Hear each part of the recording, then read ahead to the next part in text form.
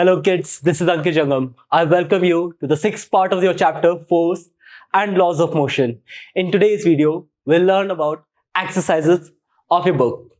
Okay, before starting this video, we must talk about कि हमें already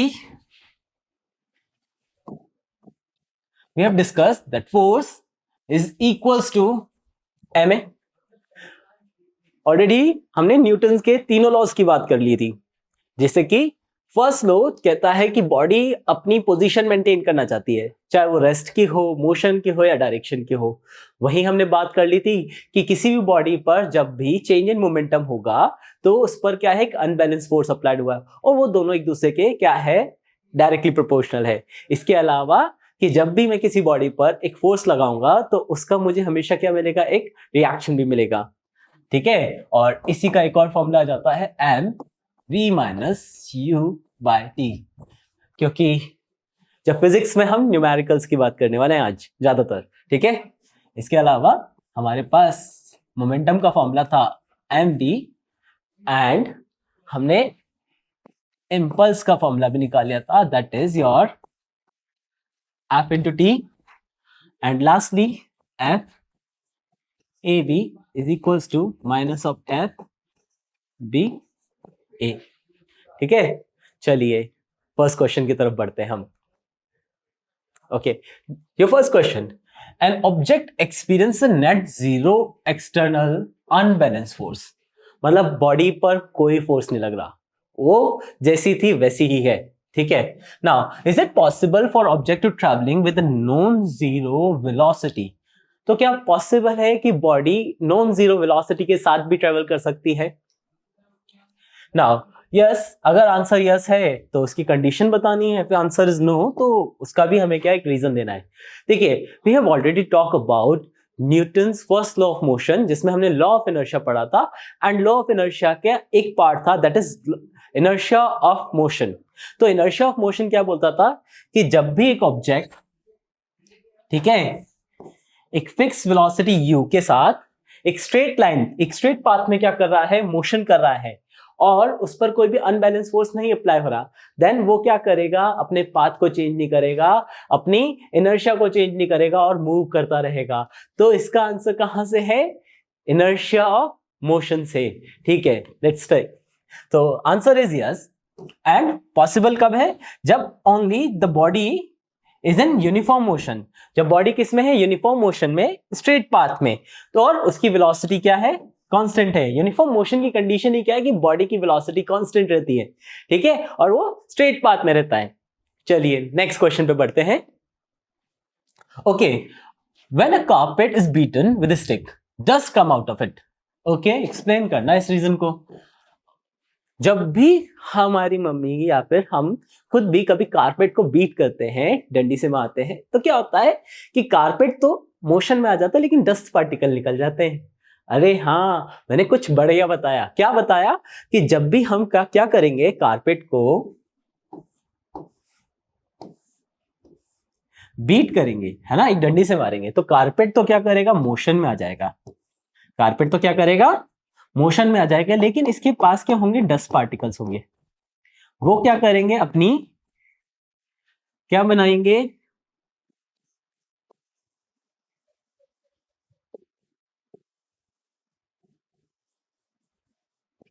rest को maintain करेंगे। वो अपने इनर्शिया ऑफ रेस्ट को क्या करेंगे, मेंटेन करेंगे। लेकिन आपका कारपेट किस में आ चुका होगा, आपका मोशन में। इसकी वजह से डस्ट पार्टिकल तो बाहर आ गए और आपका कारपेट धीरे धीरे साफ होने लग गया। ठीक है, चलिए स्टेटमेंट पढ़ते हैं कि when a carpet is beaten with a stick then the carpet comes to motion. देखो सीधी सी बात है, कारपेट आपका मोशन में आएगा, जैसे आप मारेंगे कारपेट क्या होगा, मोशन में आएगा। But the dust particle try to resist their state, अपना इनर्शिया ऑफ रेस्ट को मेंटेन करना चाहेंगे पार्टिकल। इसकी वजह से क्या होगा, और ये भी किसको फॉलो कर रहा है, फर्स्ट लॉ ऑफ मोशन को तो फॉलो कर रहा है। Dust particle stays in state of rest while the carpet moves.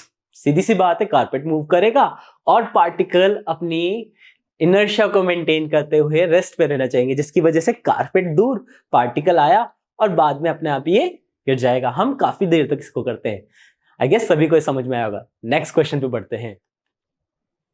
Okay, why it is advise to tie any luggage kept on the roof of a bus with अ रोप। हम क्या करते हैं जब भी बस में जाते हैं तो उसके ऊपर क्या लगेज बांध देते हैं, ठीक है। तो ये लगेज बांधने की नीड ही क्यों है, चलिए इस बात को समझ लेते हैं with a diagram. Okay okay, अब मान लीजिए आपने यहां पे रख दिया अपना luggage.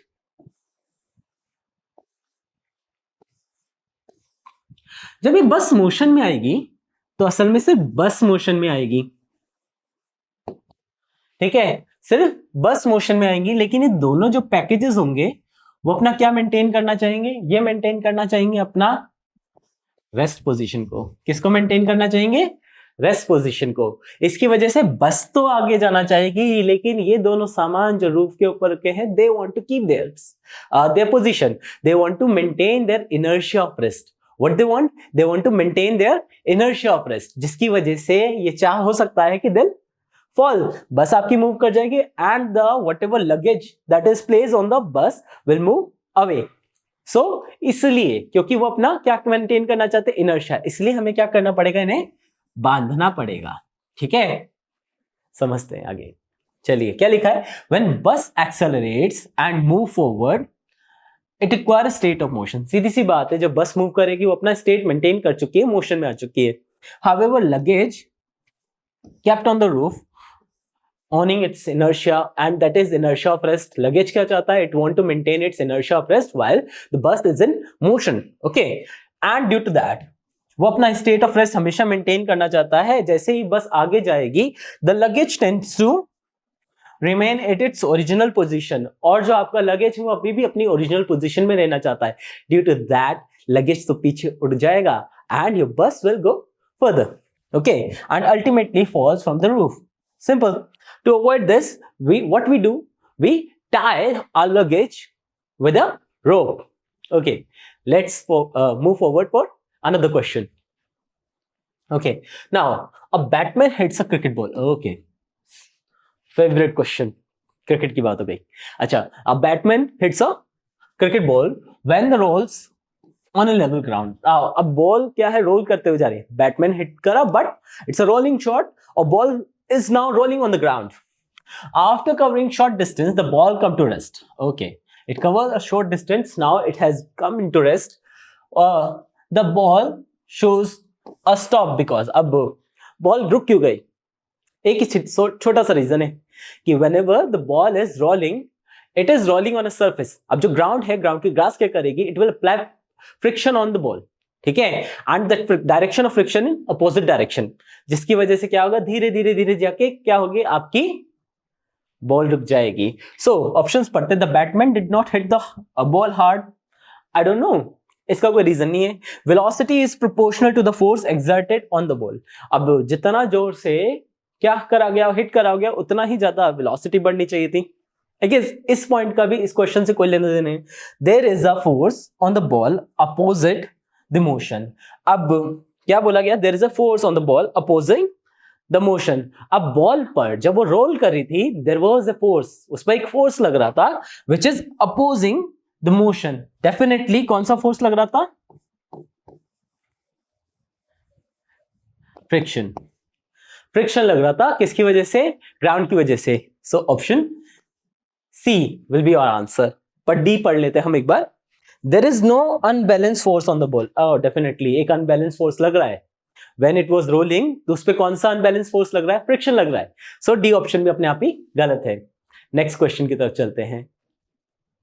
Okay, what it is, a truck starts from rest. Okay, हमारा पहला numerical, a truck start from rest, rest से स्टार्ट कर रहा है, दैट मीन उसने क्लियर कर दिया है कि ऑलरेडी इसकी स्पीड क्या है, 0 मीटर पर second.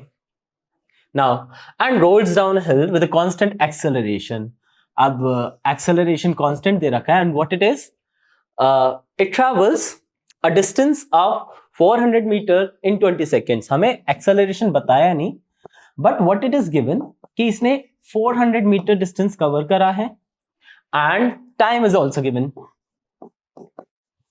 that is your 20 second. Okay, now further तो फाइंड द एक्सेलरेशन, पहली चीज हमें फाइंड करनी है एक्सेलरेशन है, समझ ही आ गया था already. Find the force acting on it if its mass is 7 metric ton. So mass of truck is given as 7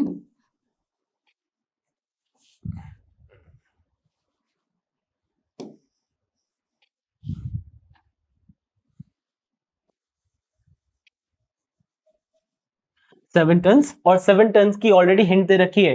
1 ton is equals to 1000 kg. तो ये कितना हो जाएगा आपका 7000 kg. What we need to find also force. चलिए निकालते हैं, इस क्वेश्चन को करते हैं. ठीक है. हमें सबसे पहले क्या दे रखा था क्वेश्चन में, u was given that is 0 metre पर सेकेंड. v की कोई बात नहीं करी गई है. ठीक है. एक्सेलरेशन हमें पता करना है. ठीक है.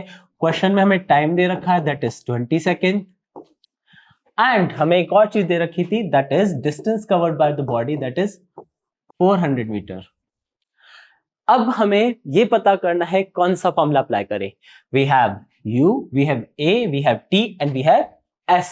इन सच केस हम कौन सा इक्वेशन लगाएंगे, हम लेंगे formula that is second equation of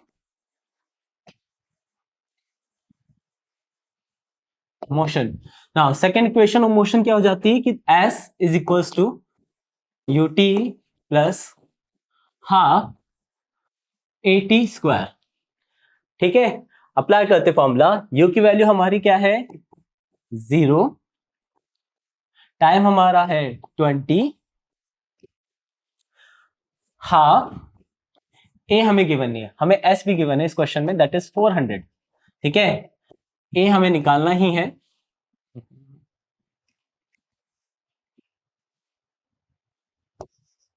and हमें t और दे रखा है दैट इज 20 स्क्वायर. चलिए सॉल्व करेंगे. ये ऑलरेडी 0 हो जाएगा, आपकी वैल्यू आएगी 400. ठीक है. 20 का स्क्वायर होता है आपका 400. ये already 0 plus half a into 400. ठीक है. इसको डिवाइड करेंगे, answer will be here 200. Next क्या आएगा आपका 400 इज इक्वल्स टू 200 a. तो a की वैल्यू अल्टीमेटली क्या हो गई 400 bye 200 that is 2 meter per second square. So we have already deduced the value of our acceleration that is 2 meter per second square. Okay. चलिए, क्योंकि यहां पर acceleration positive है तो शोज कि हमारा जहां भी फोर्स जनरेट हुआ है वो पॉजिटिव डायरेक्शन है, डायरेक्शन ऑफ मोशन नहीं है. ठीक है. हमें इसके अलावा यहां पर क्या पता करना था, we need to find that is force. Force का फॉर्मूला होता है mass into acceleration. In the certain question mass of truck was given 7000 kg. कितना दे रखा था 7000 kg. चलिए सॉल्व करेंगे. That is 7000 into 2. Okay. Now the value comes as 14,000 Newton. That's it. I guess you already get this question. चलिए देखते हैं इसे. So हमें पर्टिकुलर क्वेश्चन में क्या दे रखा है, वेलोसिटी दे रखी है, initial velocity that is 0 metre पर सेकेंड. टाइम दे रखा है 20 सेकेंड. डिस्टेंस कवर दे रखा है 400 मीटर. डिटेल्स लिखिए, आगे देखते हैं. आगे बोला गया है सेकेंड इक्वेशन ऑफ मोशन लगाई है, उससे वैल्यू निकाली है एक्सेलरेशन की 2 मीटर पर सेकेंड एंड फर्दर आपका फोर्स निकाल दिया है. I hope you literally get this particular numerical. चलिए नेक्स्ट क्वेश्चन पे चलते हैं. Okay, another question. क्वेश्चन में दे रखा है a stone of 1 kg. Already हमें मास दे रखा है. ठीक है. डिटेल लिखिए सबसे पहले that is 1 kg.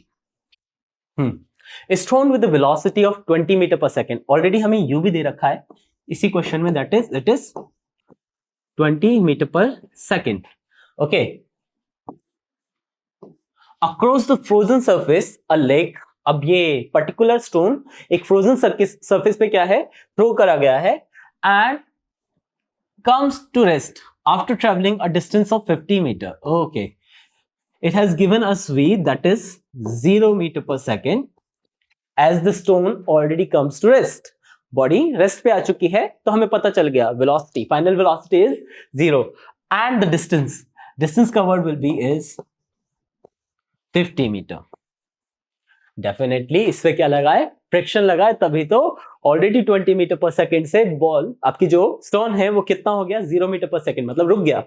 What is the force of friction? Okay, we need to find force of friction between stone and ice. Now what we are finding here, force of friction. Okay, अब हमें force find करना है, ठीक है। चलिए question को करते हैं। हमारे पास m है, u है, v है, s है एंड f है। क्या निकालना पड़ेगा? इसको निकालने के लिए हमें सबसे पहले निकालना पड़ेगा आपका एक्सेलरेशन। क्या निकालना पड़ेगा? एक्सेलरेशन। चलिए करते हैं। हमारे लास्ट क्वेश्चन में हमें दे रखा है that is it is 20 metre पर सेकेंड, v 0 है, ठीक है, s दे रखा है 50 मीटर। ओके, एंड हमें क्या पता करना है? एक्सेलरेशन पता करना है सबसे पहले। इन चारों डिटेल के साथ एक ही फॉर्मूला वर्क करेगा, that is your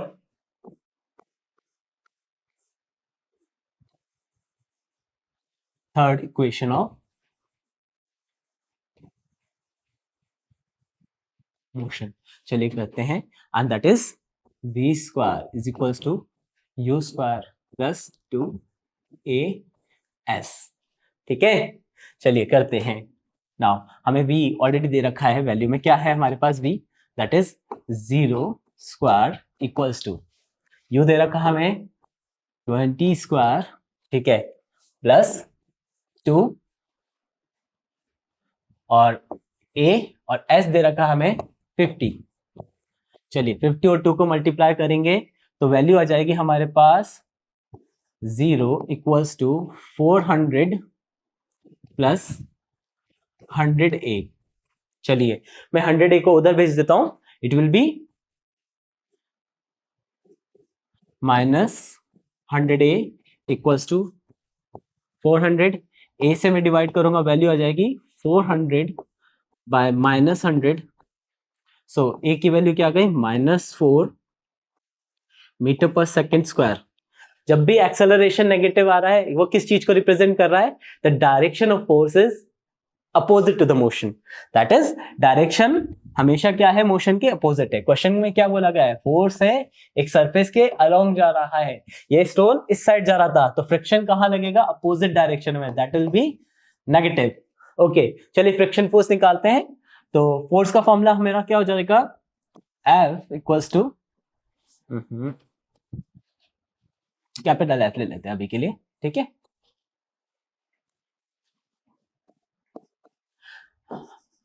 M A mass of stone था 1 kg एंड एक्सेलरेशन हमारा आया -4। सो फर्दर सॉल्व करने पे हमारा फोर्स आ गया -4 newton and -4 newton indicate that the direction of force is opposite to the motion of body, ठीक है। चलिए आगे समझते हैं इसको। तो क्या बोला, इनिशियल वेलोसिटी ली u 20 मीटर पर सेकेंड, v लिया 0 मीटर पर सेकेंड, डिस्टेंस कवर लिया स्टोन का 50 मीटर एंड फॉर्मूला कौन सा अप्लाई करा, v square equals to u square plus 2s, क्योंकि हमारे पास इस क्वेश्चन में टाइम गिवन नहीं था, ठीक है। So this formula, using this formula will be very beneficial for us, ठीक है। आगे बढ़े तो हमने क्या निकाला, एक्सेलरेशन निकाला, that is -4 meter per second square. -4 meter per second square represent that negative sign indicates what, that the acceleration is acting against the motion of the stone. अगर motion of stone इस direction में था तो acceleration opposite direction में act हो रहा था, यही तो रिप्रेजेंट कर रहा था। और जिस डायरेक्शन में एक्सेलरेशन होता है उसी डायरेक्शन में क्या होता है आपका फोर्स, ठीक है। Now from the Newton second law of motion, force का फॉर्मूला है मास इनटू एक्सेलरेशन। अप्लाई करा, वैल्यू आ गई हमारी -4 newton. -4 newton indicate that the friction between the stone and the ice is -4 newton. -4 newton क्योंकि friction हमेशा रोकने का फोर्स है, it always repel us, it always restrict us. तो ये हमेशा बॉडी के मोशन के अगेंस्ट लगता है। If the motion is this side then friction will apply in opposite direction. चलिए let's move to the next question. Okay, in this question will see कि 8000 kg engine pulls a train of 5 wagon each of 2000 kg। ठीक है, so already mass of train is very large, क्योंकि यहां पे क्या बोला है कि 8000 kg की तो ट्रेन ही है, एंड उसके अलावा 5 wagon each of 2000 kg apply हो रहे हैं। सो टोटल मास क्या हो जाएगा इस क्वेश्चन में? दैट विल बी, चलिए पहली डिटेल तो हमने पढ़ ली, बाकी क्वेश्चन पढ़ते हैं। Now along A horizontal track if the engine exert a force of 40,000 Newton, यहां पर हमें फोर्स दिया गया है that is 40,000 Newton applied on the body. Okay, now and the track offers a friction of 5,000 Newton. तो एक friction force भी लग रहा है, हम बोल देते इसको capital F small F friction force के लिए, दैट इज 5,000 न्यूटन। मैं बेटर लिखूंगा इसको विद सिंबल ऑफ नेगेटिव। क्यों नेगेटिव सिंबल लगाया डायरेक्टली? क्योंकि मुझे पता है फ्रिक्शन फोर्स है, it will always be negative. What we need to find the net accelerating force. Please read the question again. We need to find net accelerating force. हमें force ही find करना है इस क्वेश्चन में कि overall कितना force लग रहा होगा जिसकी वजह से बॉडी आगे की तरफ मूव कर रही है। ओके, सो यहां पे मुझे क्या करना है, मेरे पास मेरा टोटल फोर्स गिवन है, मेरे पास मेरा फ्रिक्शन फोर्स गिवन है, तो नेट फोर्स हो जाएगा मेरा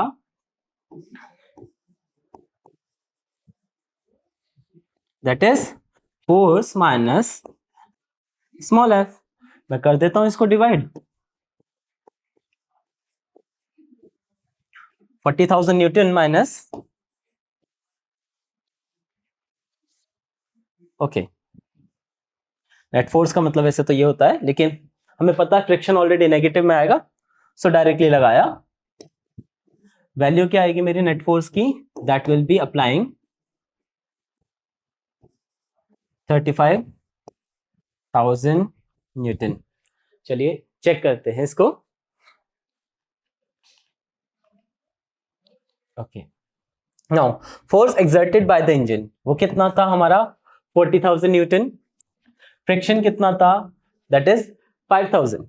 नाउ अब हमारा एफ ए जो कि क्या था, हमने अप्लाइड फोर्स जो लगाया वो कितना आ गया हमारा? 35,000 न्यूटन। सिर्फ माइनस ही तो करना था, तो हमारा नेट एक्सेलरेटिंग फोर्स क्या आया इस टाइम? 35,000। चलिए नेक्स्ट पार्ट समझते हैं इसका। ओके, वापस सेम क्वेश्चन है हमारे पास, ऑलरेडी हमने मास निकाल रखा है, अब की बार हमें निकालना एक्सेलरेशन ऑफ द ट्रेन। ठीक है, नाउ एक्सेलरेशन के लिए क्या करना है, हमें ऑलरेडी मास पता है कि हमने मास निकाल लिया था, पूरी ट्रेन का मास हमने क्या निकाला था? That is 18,000 kg। और इस पर इफेक्टिव फोर्स या फिर एक्सेलरेटिंग फोर्स कितना था? That will be are 35,000 newton. ठीक है, now what we need to find कि acceleration on the train. Okay, तो हमें असल में ए पता करना है। चलिए, फोर्स का हमारा फॉर्मूला था दैट इज एम ए, फॉर्मूले को हल्का सा चेंज करेंगे तो क्या आ जाएगा? Force by M.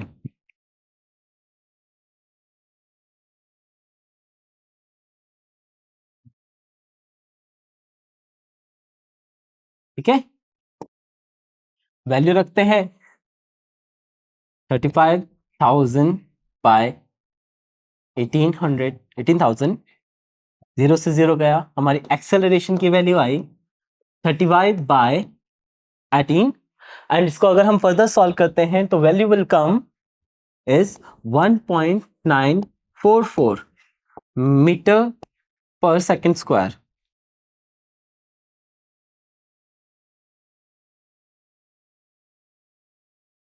चलिए देखते हैं। ओके, ऑलरेडी हमें पता है कि ट्रेन ए की निकालना था, हमने जो एक्सर्ट फोर्स था ओवरऑल फोर्स निकाल लिया था already, that we called F A, और वो कितना था 35,000 न्यूटन।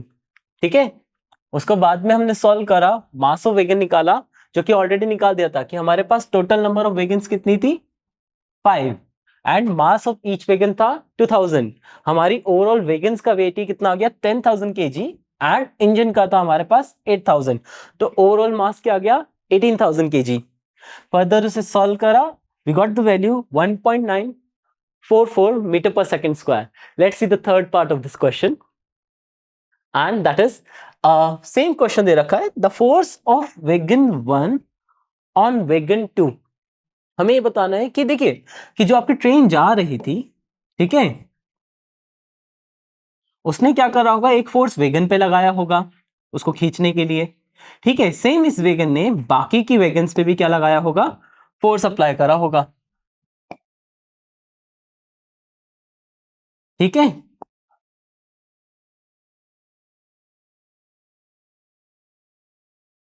ठीक है, और सब इसी वजह से सब क्या होगी, खिंच रही होंगी। लेकिन ओवरऑल ट्रेन का एक्सेलरेशन क्या निकला हमारा, दैट इज 1.944 मीटर पर सेकंड स्क्वायर। तो सारी की पूरी ट्रेन इसी एक्सेलरेशन के साथ मूव कर रही होगी। सेम एक्सेलरेशन ट्रेन का है, सेम एक्सेलरेशन सारी की सारी वेगन्स का है। हमें ये बताना है कि ये जो आपकी वेगन 1 है वो वेगन 2 पे कितना फोर्स लगा रही होगी, मतलब वेगन 2 का मतलब क्या हो गया, ओवरऑल वेगन को कितने फोर्स के साथ क्या है, खींच रही होगी। ठीक है, चलिए निकाल सकते हैं। हमें क्या पता करना है, पहले इन चारों वेगन का मास पता करना है। तो मास ऑफ वेगन 2 to 5 कितना हो जाएगा, कितनी वेगन से, ये अगर वेगन 2 है, ये 3 है, ये 4 है, एंड ये 5 है, तो इनका मास कितना हो जाएगा 4 into 2000 kg, that will B 8,000 kg। ठीक है, और इन सब पे एक्सेलरेशन कितना लग रहा है, दैट इज 1.944। ठीक है, चलिए मीटर पर सेकेंड स्क्वायर, इसको फर्दर सॉल्व करते हैं। नाउ हमारे फोर्स का फॉर्मूला क्या होता है, दैट इज एम ए। हमने मास ऑलरेडी निकाल दिया कि वेगन 2 टू वेगन 5 तक का जो भी फोर्स लग रहा होगा वो वेगन 1 ही लगा रहा होगा। तो वैल्यू आ गई वहां पर 8,000, मल्टीप्लाई करेंगे 1.944 से। चलिए सबसे पहले तो यहाँ पे सारी जीरोस हट जाएगी, हमें 8 को मल्टीप्लाई करना है 1944 से। मल्टीप्लाई करेंगे 8 4 are 2, 3 carry on, 8 4 are 5, 8 9 are 72। ठीक है, 72 plus 3 5, now 8 1 are 8 and 7, 8 plus 7 is 15। So हमारा ओवरऑल न्यूटन फोर्स बाकी वेगन्स पे कितना लग रहा होगा, 15,552 न्यूटन। चलिए देखते हैं इसे। ओके, हमें ऑलरेडी क्या दे रखा था, ये देखिए एक्सेलरेशन ऑन ट्रेन था, एक्सेलरेशन, अब टोटल मास हमने निकाल लिया था वेगन, फॉर्मूला अप्लाई करा हमने, that will be M A 8,000 into 1.994, answer will be 1552 newton. Let's see next question पे चलते हैं।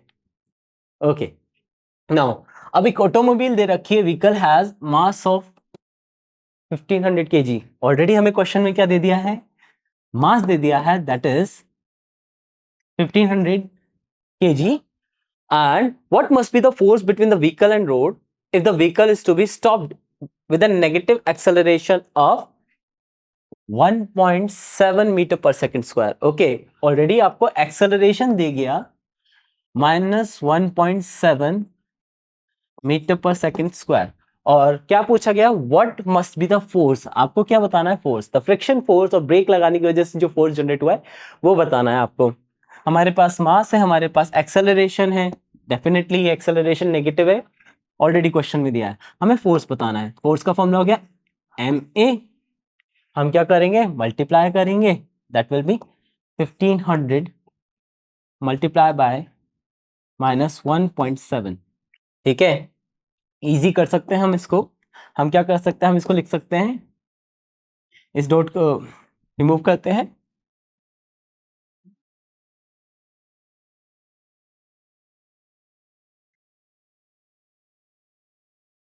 इस डॉट को रिमूव करेंगे, उसके लिए यहाँ पर 10 आ जाएगा। ठीक है, एक बार इसको हटा देते हैं।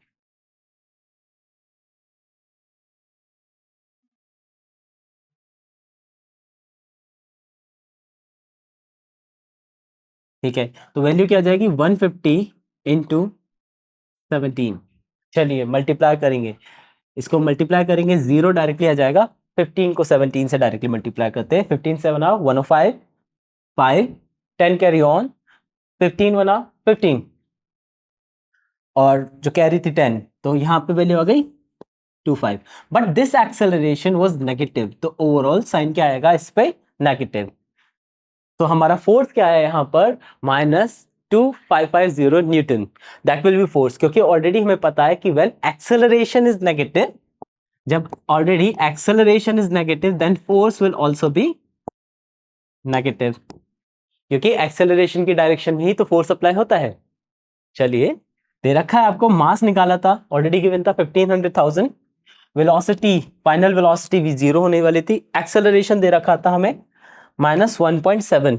ठीक है, हमें इस क्वेश्चन में निकालना क्या था, फोर्स ही निकालना था। ठीक है, फोर्स का फॉर्मूला था मास into acceleration, and value solve करी, वी हैव द आंसर। चलिए नेक्स्ट करते हैं, हेंस द फोर्स बिटवीन, अब ऑटोमोबाइल्स के बीच में क्या और रोड के बीच में -2500।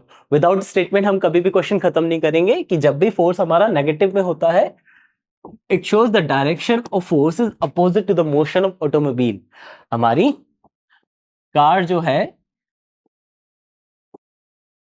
वो इस डायरेक्शन में जा रही है, लेकिन उस पे लगने वाला फोर्स उसके अपोजिट डायरेक्शन में है। Let's move to the next question. Okay, what is the momentum of an object of mass m moving with velocity v?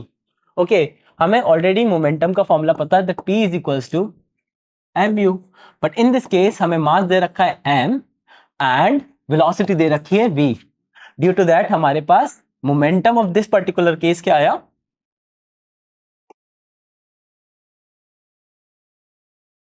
is mv। So the option D is your correct answer. Next question, using a horizontal force of 200 Newton, एक body पे horizontal force लग रहे हैं, we intend to move a wooden cabinet, और what we need to move a wooden cabinet, एक wooden cabinet है, ठीक है, उस पर हम ऑलरेडी 200 न्यूटन का क्या लगा रहे हैं, लोड लगा रहे हैं, फोर्स लगा रहे हैं across the floor with a constant velocity, और हम इस कैबिनेट को क्या है, एक कांस्टेंट वेलोसिटी से मूव कराना चाहते हैं। What is the friction force that will B exerted on cabinet? अब इस पर क्या होगा, अपोजिट जो फोर्स लगेगा, एक फ्रिक्शन अप्लाई होगा, and that will be in opposite direction. हमें बताना है कि कितना फ्रिक्शन अप्लाई होगा। Now this question can be solved by knowing third law of motion, and that is कि every action has an equal and opposite reaction. तो जब हम इस पे 200 न्यूटन का फोर्स लगा रहे होंगे, द फ्रिक्शन जो जनरेट होगा that will B also same in magnitude, but the direction is in opposite direction।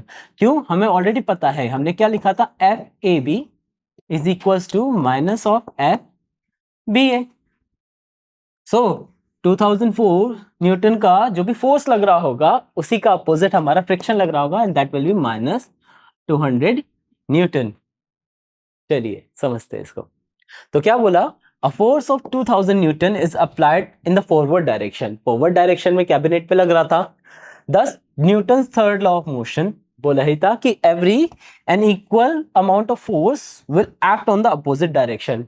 जब भी किसी बॉडी पे फोर्स लगेगा, अपोजिट डायरेक्शन में क्या लगेगा, एक अपने आप ही एक रिएक्शन भी अप्लाई होगा, and that will B equal. और अपोजिट फोर्स है, that's why your friction will be negative, hence a friction force of 200 newton is exerted on the cabinet। okay, I hope you all understand today all the questions, and let's meet in the next video in which we'll discuss about more questions. Thank you.